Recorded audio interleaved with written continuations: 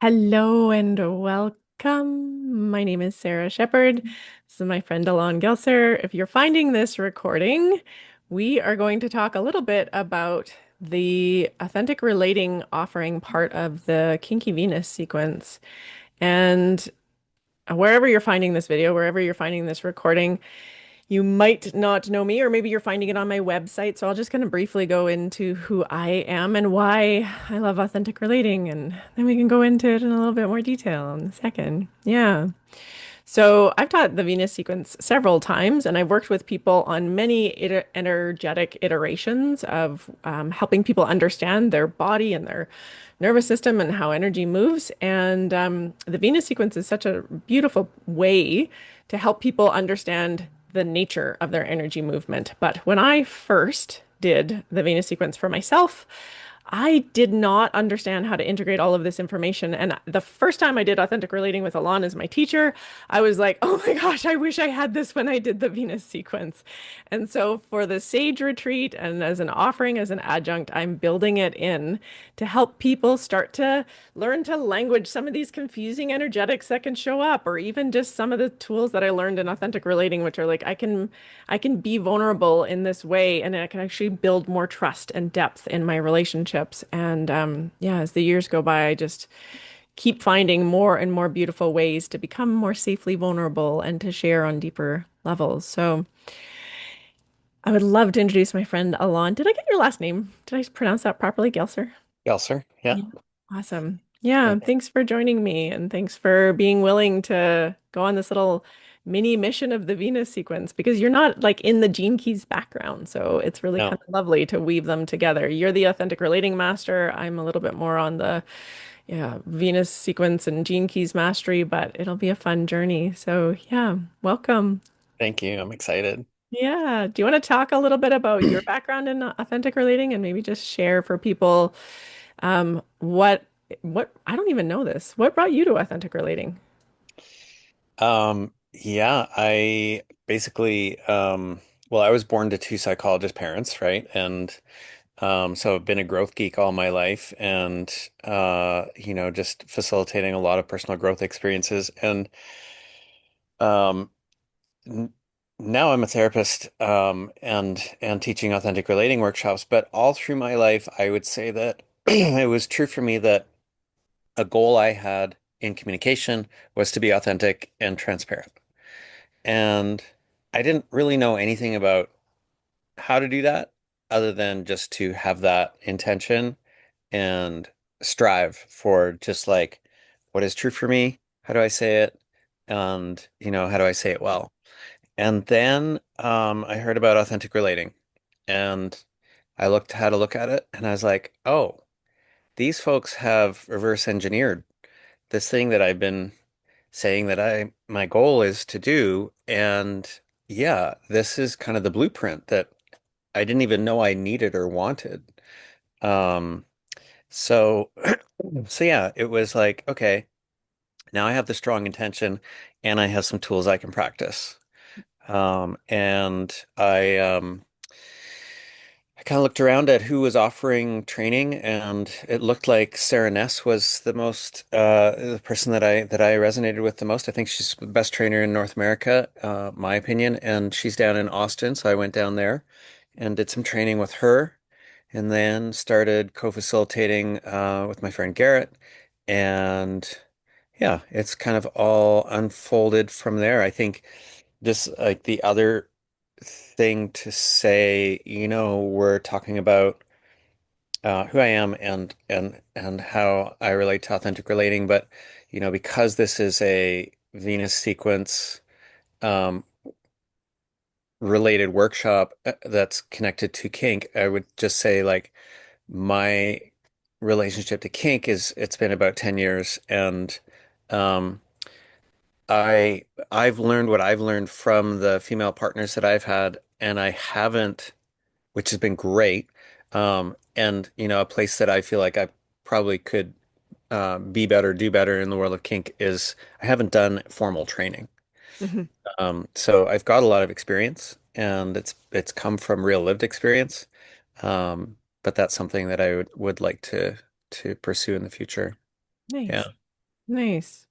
This is my first time kind of weaving them all together as well. I haven't done formal training either. I think I have so much formal training in everything that when I started studying kink, I was like, oh, I wish you know what, I'd like to do some formal training also. And I just felt like it was like, oh, this is like such a great way to name and understand energies that I have always just sort of kept to myself and felt sort of like the shamey avoidant sort of side of.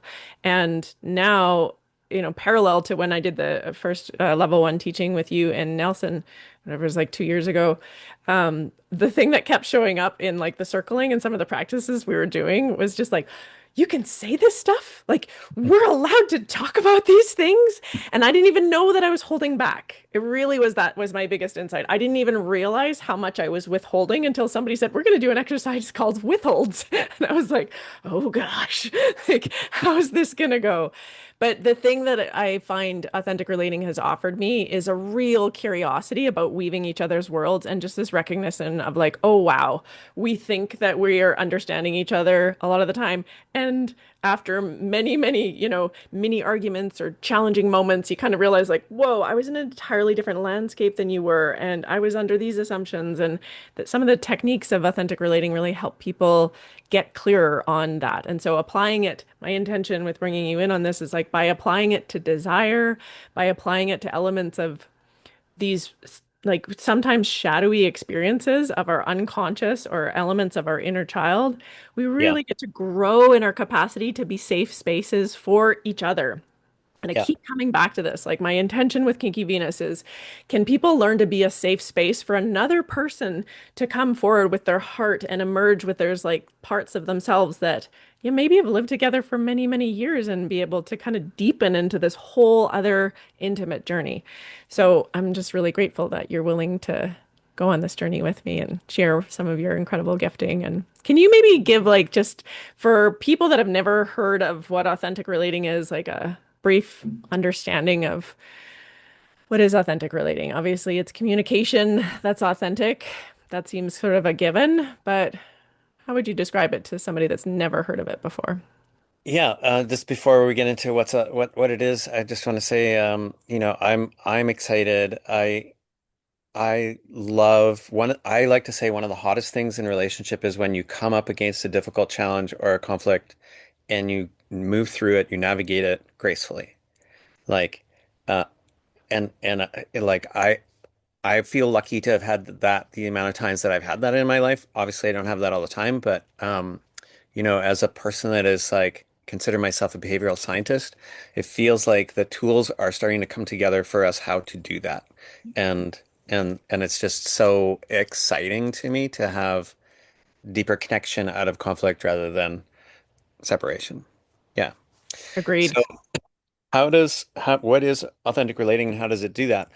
Um, it it kind of requires three core elements. So I'll just say know thyself, right? So what is my internal landscape?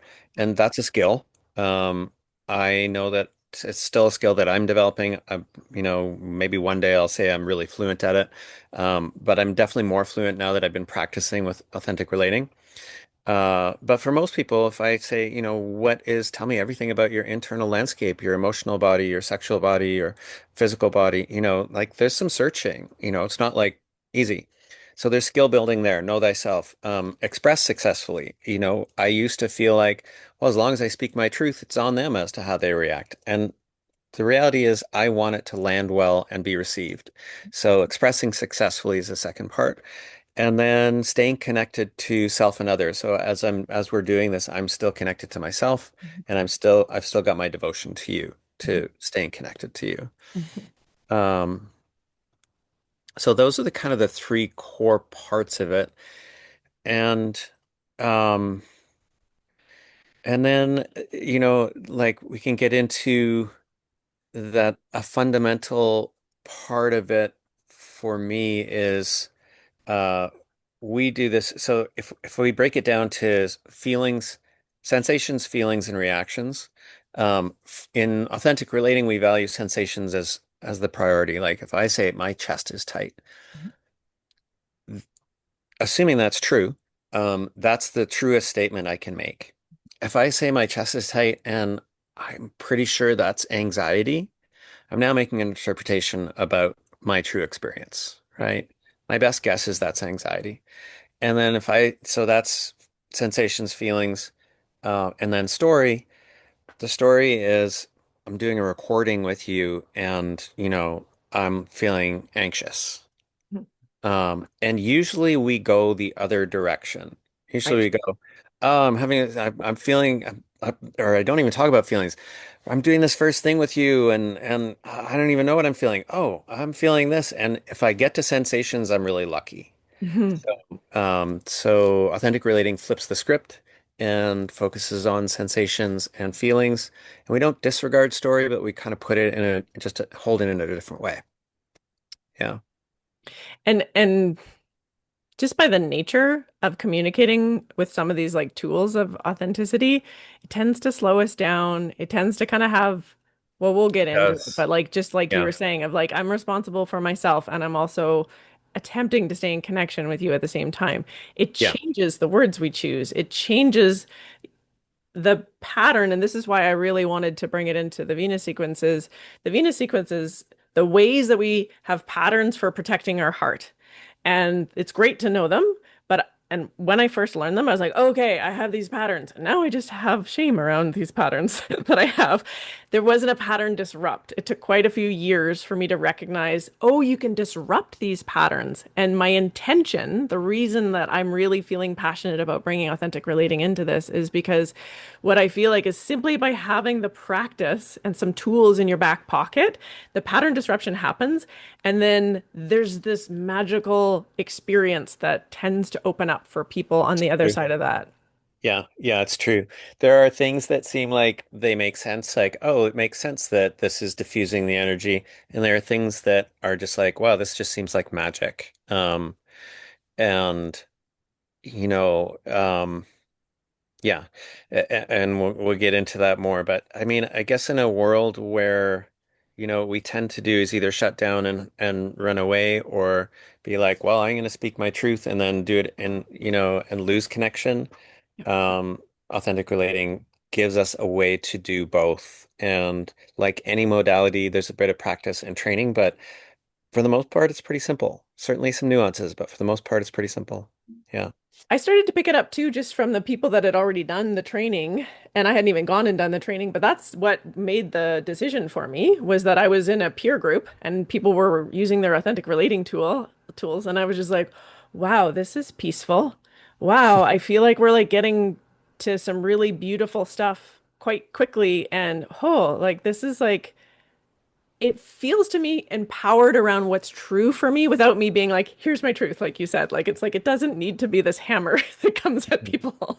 And it Mhm. can sometimes feel like that just because there's so much energy behind these parts. So, yeah, I'm really, really excited. The other part is I'm just going to glance at my notes here. It builds consent awareness, whether you're talking about it in a kink journey or like a kink dialogue or just in the conversation about kink. Consent awareness makes sense that it would come up. But I find that consent is something that can be so helpful to have in any topic. You know, we could be talking about like shoes or purchasing or going on a vacation and just to ask for consent first of like, is this a good time? I'd like to go here Yeah. with this Yeah. topic. Is this, an appropriate like meeting time to have this conversation? And it's just like patterns that I sound a lot of the time like I'm so good at these things. And if you're in my family, you're probably rolling your eyes. Like it's just like, oh my gosh, my family members would say like Sarah's not amazing at these things because I'm lazy with the people that are closest to me. It's this practice in this area, which is what I hope to bring to people is just this, you're smiling. I'm smiling. Every like skillful practitioner that I know would say the same thing. Like with our families, we just like we forget, we do it the least. It's crazy. Yeah, And I think most of my colleagues have all said that something along that line. yeah, But yeah, in terms of consent, in my kind of sometimes linear brain, in order to have consent, you need to know what your boundaries are, and in order to have your boundaries, you need to know what you want and what you don't want. And obviously, developing a better landscape of my internal experiences and desires. is massive information for what I want or don't want. Yeah. And out of that, I can develop some boundaries, and out of that, I can have a reasonable discussion about consent. Yep. Yeah. Yeah. Yeah. Yeah. Emotional responsibility is this other kind of piece. Like this came up with my son this morning or yesterday morning, actually. He was like a little bit nervous about going to school and I could feel it. And I was doing the parental anticipation thing, but I was like one of those opportunities to be like, oh, I'm gonna check in with him and I'm gonna allow a safe space for him to come into his own emotional responsibility. And so there's like just elements like that too that can be just like I said, these are things that I'm learning at 47 years old this year. These are skills that I'm learning and continually get humbled in and get the opportunity to get better at. And I'm getting better at being humbled and, walking with my hat in hand of like, oh, I'd like a do-over. Yeah. So, Alon, do you want to talk more about authentic relating, or should we make it make sense for everybody kind of in the series of 6 workshops? Yeah, let's make it make sense. Yeah, awesome. Alon and I have been putting together like, specifically how to curate the authentic relating techniques or tools so that they match the Venus sequence at various times in the Venus sequence journey. Each month we have a theme that we're working with. And so I wanted the authentic relating toolkit to match this agency around our desires and coming home to ourself in the kind of initial parts. And then gradually, as we get closer into areas that tend to be where people run into fights with their siblings or their close partner, then there's these, specific bespoke tools for that time. And then as we get further into the, 6 month journey, we have a plan. It might change. We'll share a little bit about what it is so that people can understand there's an arc to what we're doing. And both of us are just realizing too, a lot of this has to do with who shows up and who wants to go on this journey. And then we might change things a little bit based on their needs and what it is that is valuable to them. But essentially in month one, it's all about awareness. And this space in the Venus sequence is your planet of purpose. That's your unconscious earth. This is entirely about sensations in the body and being able to become aware that those sensations are your own inner journey and that actually a lot of people maybe don't know what's going on for you, or maybe they think they do, but to be the first one to develop your own containment and to be able to build a relationship with your sensations and to get good at holding that container in times where there's a little bit of tension or when we're touching into things that feel for us really vulnerable. Maybe that's related to our boundaries, or maybe that's related to other aspects of our life where we weren't held in an appropriate way around communication and it went off the rails, and now we're still afraid that it's going to go off the rails. Then it gives us the opportunity to get into that grounded awareness practice. And we have that this is like, learning how to separate sensations and feelings and story. You kind of touched on that briefly, but this is a really important topic for working on, this Venus sequence element because we can confuse our thoughts and our feelings and our story sometime. And just to practice like getting good at like, wait, what's mine and what's yours? And then as we get further into the Venus sequence, we're going to start understanding how to weave that a little bit more.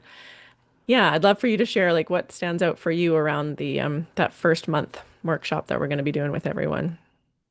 Yeah, I see the first month as, like you said, like um, getting really grounded in our internal landscape. So this, for me as an AR person, comes to that phrase that I like to use, our internal landscape, and just like some exercises that we'll do to start to develop that muscle and discussions we'll have around why is the tightness in my chest the most honest thing that I can say? It seems kind of silly. Um, like and and and yet we'll talk about that, why it is the most honest thing I can say. Um, and yeah, and then probably bringing some stuff around the feeling wheel and finding our connection to feelings. Um, and being able to start to communicate from that space about what we're noticing. Yeah. Yeah. Yeah. There's, I've taught lots about attunement. I feel like attunement and self-attunement and inner landscape are just areas that the sweet part about the blow up of AI is actually these relational skill sets and these like inner experiences of evolving my understanding of myself. No computer can do that for me. No Mm, other external source can do that for me. So now this becomes like a superpower is to get good at it. And I am shocked how often that's what people say to me is, wow, it feels like you're so good at this. Because I, for years, would not have identified as somebody that's good at it. And I started to realize, like, oh, yeah, it did take me a while to develop this mm, awareness. I was yeah, numb. I was numb and disconnected and had a pattern of getting scared and dissociating. It still shows up, but it shows up with awareness now.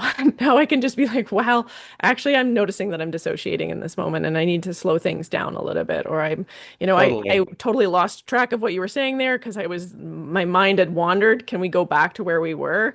And just like that element of being able to stay totally. present with ourselves and to Yeah, develop our capacity from that space. yeah, yeah. And if I was to be watching this video probably 10 or 20 years ago, I would be like, oh God, they're gonna ask me to know what's inside me.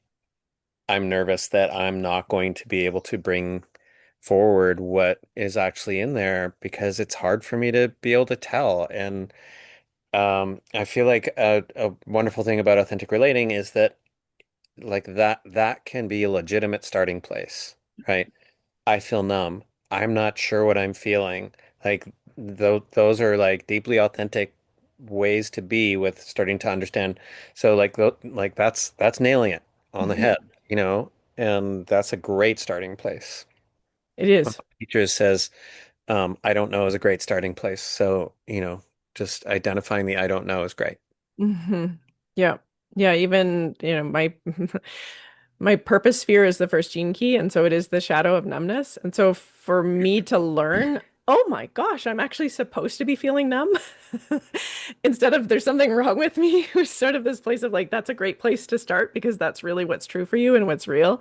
And like, I actually needed that permission field. And so yeah, it's really a sweet space to start to understand. And then moving into like the next kind of planet and the next month, we move from like Earth to the moon. And this is really this realm of emotions coming alive for people and emotions having an intelligence and being able to hold our container with month one and move into ownership of what is our experience of our emotional life, our emotional wounding. Um, this is the moon that magnetizes relationships towards us that are for healing the sexual wound. This is, the root of the Venus sequence is that we come through sex to get into this planet. And yet it's this often avoided topic or this very strange space to navigate. And I love that Richard Rudd was like, no, we're putting this in the beginning.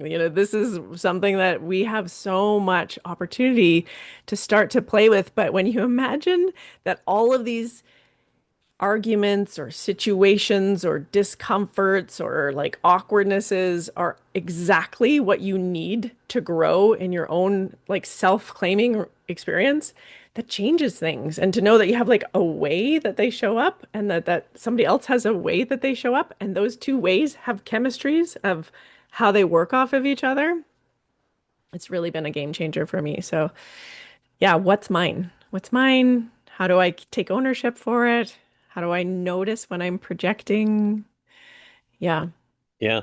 And what's helpful about why is ownership helpful? Like, I mean, if I've magnetized you to me in a relationship and I know that the purpose of that is for healing, if I'm not owning my own stuff, I'm not really doing my healing. So it's real. It helps me to learn. Um, it creates safety because I think that, you know, if I'm saying I get that this is mine, it builds a level of respect and safety with you. Um, yeah, so there are a lot of great reasons why ownership, it's very diffusing. You know, as soon as I start talking about myself and my own ownership, I'm not talking about you. So it diffuses the energy. Yeah. My initial response to this, I think I'm gonna try to go back. I was around 38, and I remember people talking about like, can you just like speak from your own experience? And I remember thinking, oh, I feel like that's so selfish. You want me to just talk about what I'm going through and like what's mine? Like that just Yeah, feels like, oh, I'm like taking up so much space and like talking about me. And then took a little while to realize, yeah, you know, I remember that phase. yeah, I totally remember that. for Yeah, you. for me, Yeah, for sure. yeah. Yeah. I think it's probably a phase that most, if not everybody, goes through. It's like, wow, this is a lot of like a lot of this. Hmm.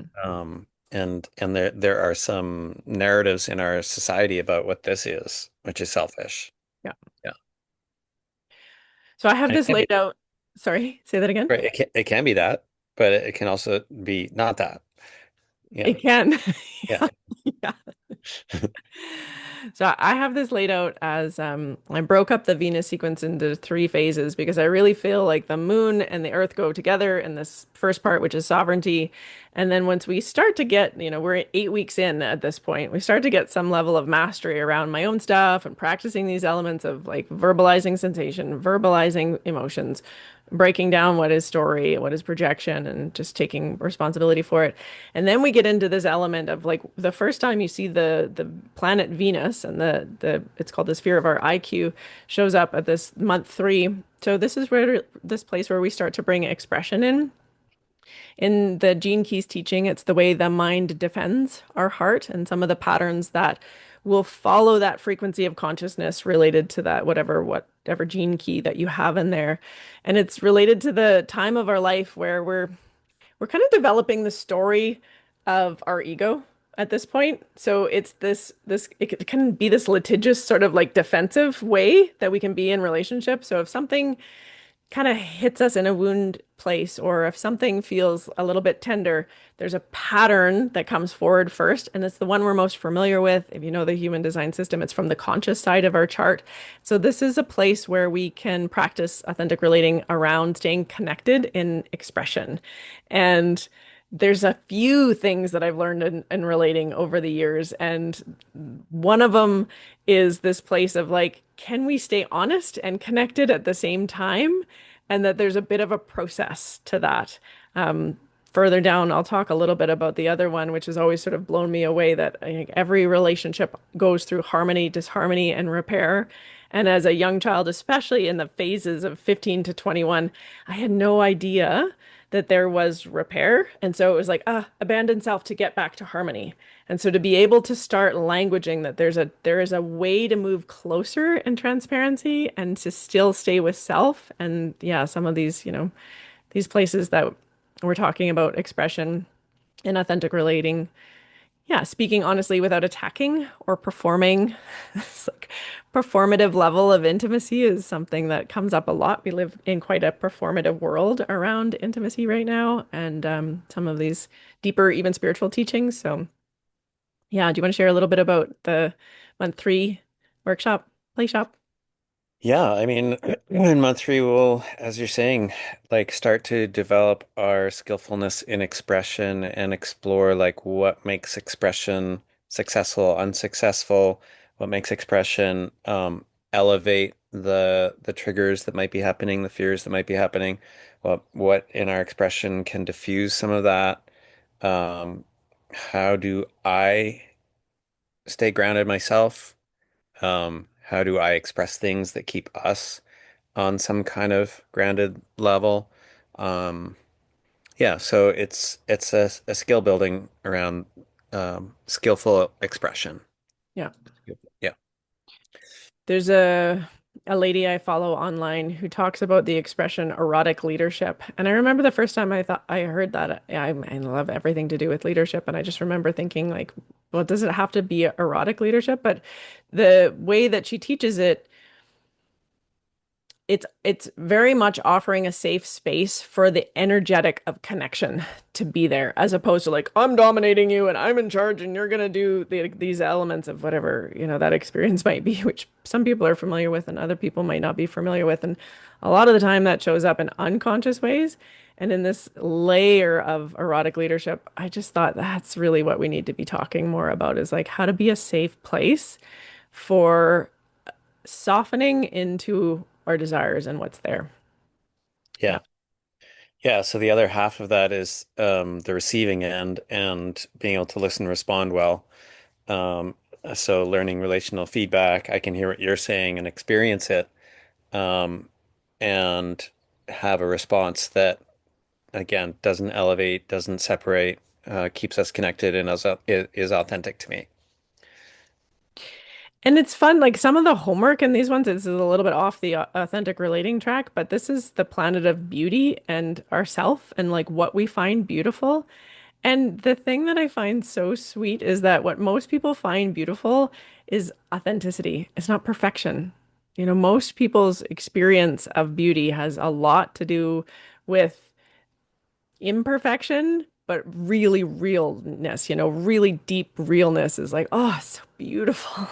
Yeah. And I think when I was talking about the magic of authentic relating, I think this is a part that people experience as magic to begin with, and then they realize what you just said. Like at first, it's like, if I say that, if I really am authentic about that, it won't work, or it'll be too messy, or it will be judged, and because all of what I'm about to say is vulnerable and imperfect.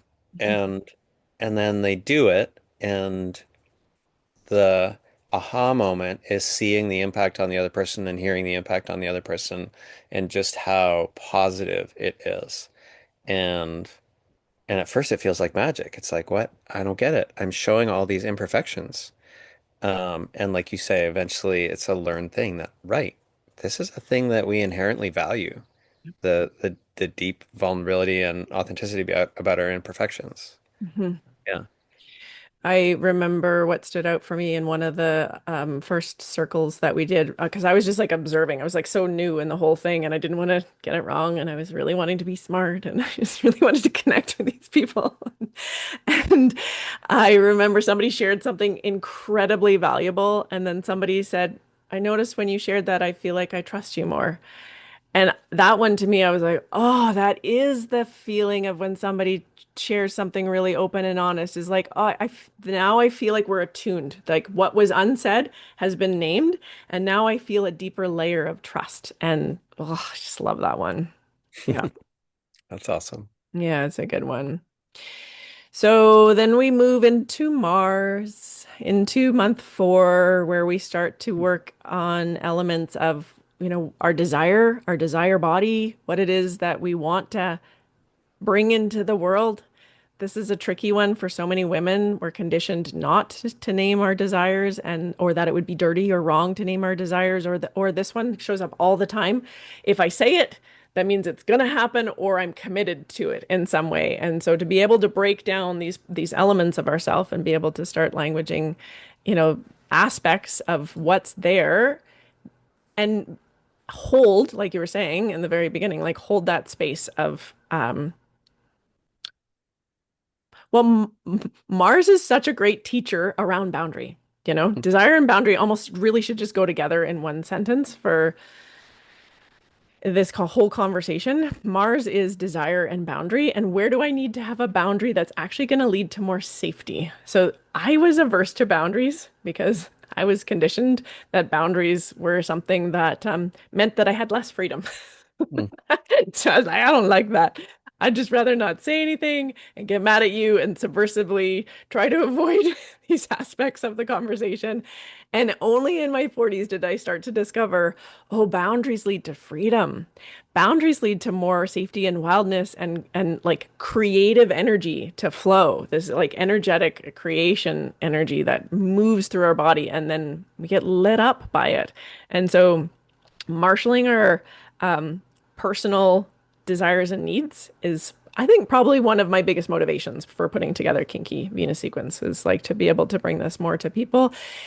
Just like a mini backstory, because I work so much with women, there's a common complaint, which is they wish there was more men that were doing this work for them with them as well. And there was this invitation for, could you do this, a style of teaching this program that I teach called Oracle Body? Could you do this for men? And I was like, no, I don't think I could. I'm not really sure how that would go, but I'm going to try. And what I found was this would be the way to do it, being able to have these conversations about desires and being safe spaces for desires.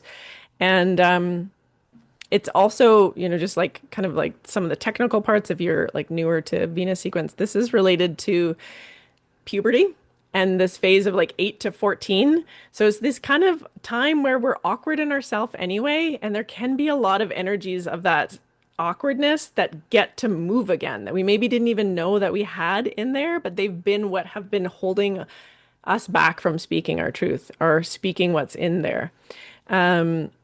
What do we actually want? Being able to participate in the conversation about what we actually want. And we've got a couple kind of offerings of how that can work for people to start getting more confident and naming their desires, different practices. Do you want to share a little bit about the practices?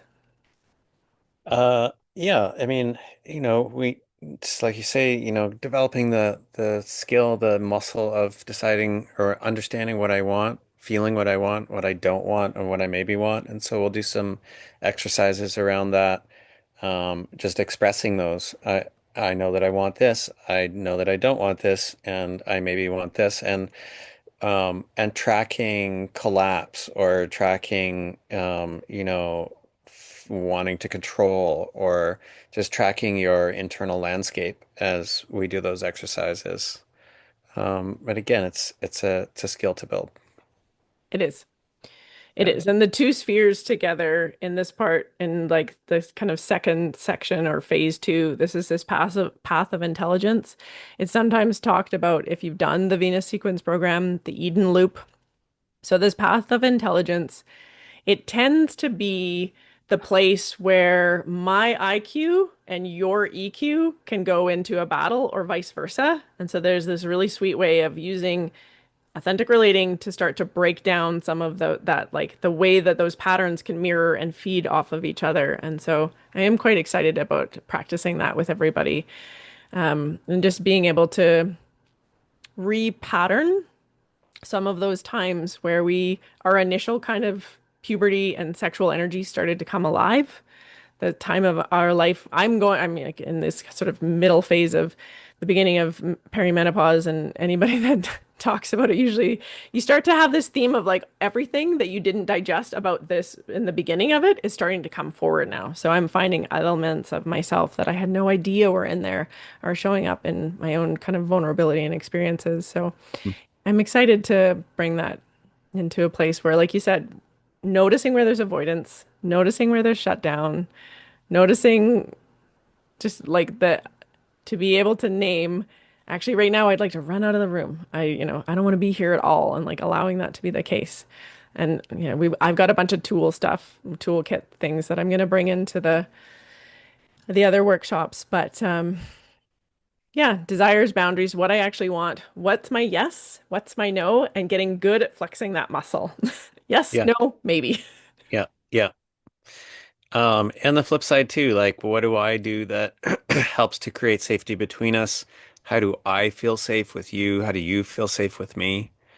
Um, all of what allows the sexual desires to be expressed, because virtually everybody has that. Wow, I didn't realize I realized I thought that I had too much shame around that or too much. I didn't have enough courage around to say that. And now I'm experiencing what it's like to actually move through that and have courage to share.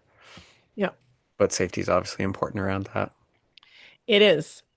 There's an incredible boldness or not, boldness is maybe not the best word, but it's like there's a freedom that comes from saying that really uncomfortable thing though, and having that experience where I just releases so much life force. That's what I find is that you had no idea how much life force was in there until you say it, and then all of a sudden it's like, oh, I'm not actually that tired, or no, I'm not actually that afraid to tackle that project that I've been putting off and putting off and putting off. Is like, yeah, it was just stored in the pattern around this Yeah. Mars side. And it's Yeah. again that where that magic can show up. Like, oh, Yeah. I'm not sick. Yeah. I just Yeah. was stuck in a pattern. Yeah. Yeah. 100%. Yeah. So month 5 and month 6, we have a plan. of where we're going with this. This is the SQ in month 5, and month 6 is the core wound. I prefer to call it core medicine. This is, no November and December is when we're in this part of the process. In the other parts of the workshops, I'm bringing forward a lot of somatic work. This is ages 0 to 7. So it can be helpful to start reading people's body language as a practice, to start bringing forward elements of when you said that in the way that you said it, in my mind, I thought you were disappointed, or I heard this tone of whatever it is. It can be a really sweet space to become more and more proficient with the assumptions that we're making and actually take languaging out of it altogether is what I'm going to have people do in some of the other parts where it's really just reading a person's body language and reading the communicating through sounds, communicating through less about words and more about gestures and more about what is authentically true for me because sometimes I can't bring language forward. Mm. The authentic relating part that matches within this is a little bit more skill building around rupture and repair. If we know rupture happens and we know that we have the skill of repair, safety is so much more accessible in really sensitive times. So that, we're now into a place, 5 months of this, you're really going to be able to experience like I'm getting pretty good at these things and we can really deepen into these. So, noticing where there's disconnection, like I was saying earlier, I still dissociate, but it can be so helpful when somebody else names it for me of, the story I have is that you're dissociated right now, or did you go somewhere where I feel like we lost connection in some way? Naming it and creating a space for repair. Yeah. Yeah. Yeah. If you and I are in a relationship and we have two or three experiences of rupture and good repair, like it's the foundation is so much stronger. It's like, wow, Sarah and I can get through shit and come out the other end and be good, in fact, be better because we understand each other better and how we got into that and how we get out of it next time. Yeah, so that definitely creates safety. I think the other, like we're talking about repair, rupture and repair, and another element I think that is true with regards to authentic relating in this context is a lot of the rupture that could happen is averted because um, before we get to the fight, um, if I or you have the capacity to say, whoa, I'm noticing this in me right now, as opposed to starting the whole process with finger pointing or, whatever non-conscious communication. The whole process of rupture is often averted just by that. It's amazing how much. So, yep. Yeah.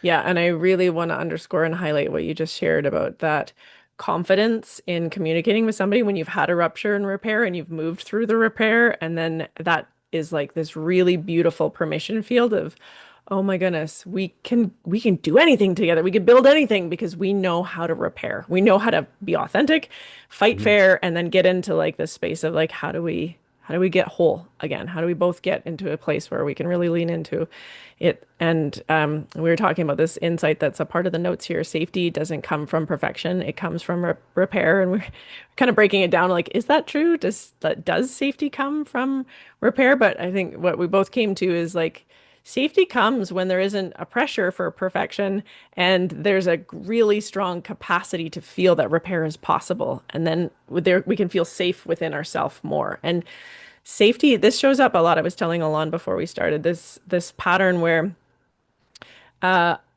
woman might have an experience where she is safe. All of the data around her is telling her nobody's trying to attack you, nobody's speaking to you in cold or stern voices, you're not in trouble.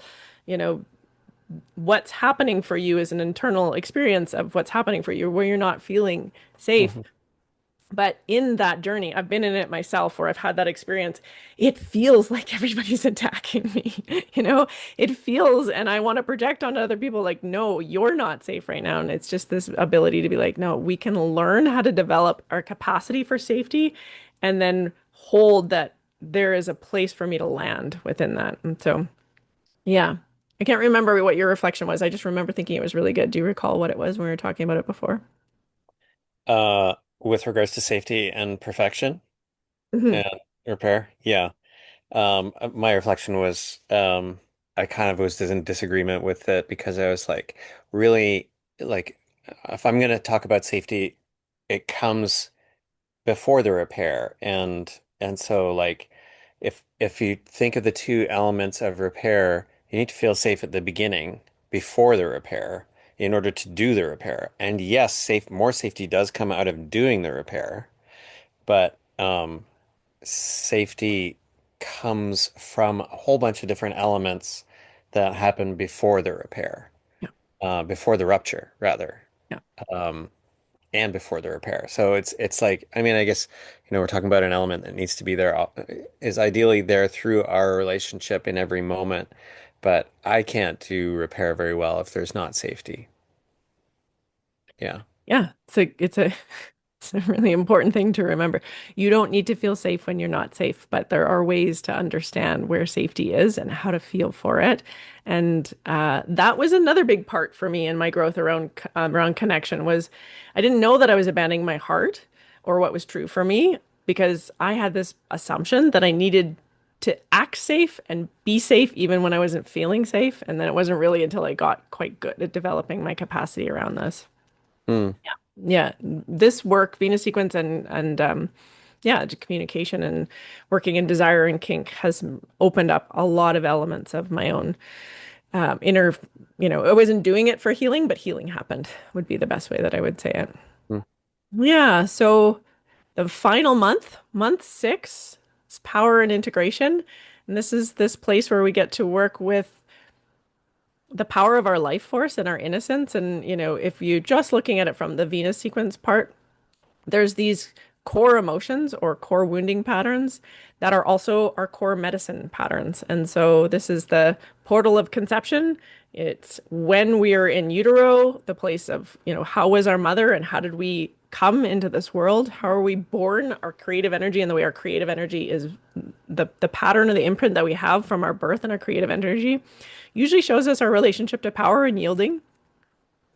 These like neat imprints that are these pre-birth imprints that show up, as well as we'll be exploring dominance and submission, our impact and our responsibility, and how these dynamics can show up consciously and unconsciously because it's a part of the unconscious planet. I get a tickle. Excuse me. And also this place where I was saying to Alon, I would be so happy if this is a play shop where we're just practicing all of these skills with each other and connecting it's the last month to be able to celebrate. I have my core medicine and my own gene keys is this a gift or the city of celebration. So it's coming back to the celebration of how far we've come in 6 months and how much we are able to track and be more conscious of our energies. So maybe if there isn't anything else to bring forward on those parts of the play shops, I'm just gonna wrap up with everybody on, yeah, you're good. It's Anything else great. you want to add? No, that sounds Awesome. great. Yeah. So maybe I'll just share for people like what I hope for you to gain in this is that you're able to language your experience with more fluency. You're able to access elements of where you want to feel safer, where you want to be seen, where your desire is, where your boundaries are, to be able to hold your energy without shutting down or, needing to run away from something, to be able to be a safe place for other people. And yeah, the invitation is that if this feels like something that you want to know more about or you want to explore, just to reach out and you don't need to have a complete understanding of it. You can always ask questions. And I really look forward to being able to go on this journey with everyone. I think it's gonna, every group I've ever led before, you can have all the plan that you want to have, but you really find out what the dynamic of the group is when, depending on like who signs up for it. So it's a small group, 6 to 8 people. We just want to keep it really intimate so that we can give our attention to the people and their needs. So I'm looking forward to who shows up. And yeah, thanks so much for covering this with me, Alon. I'm looking forward to it. I'm looking forward to it too. I'm really excited about just working with people that want to get better at relating and getting through difficult things in ways that feel good and keep us connected. Yep. Awesome. Thanks so Yeah. much, all. Thanks Yeah. for listening. Bye. Bye.